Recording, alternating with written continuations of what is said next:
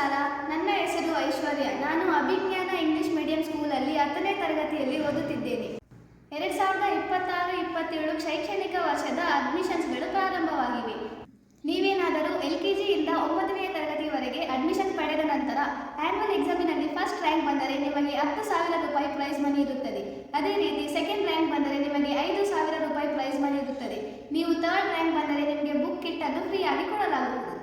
ವಿಶೇಷವಾಗಿ SSLC challenging ವಿದ್ಯಾರ್ಥಿಗಳಿಗೆ ಒಂದು ಅದ್ಭುತವಾದ ಪ್ರೈಸ್ ಮನಿ ಇದೆ.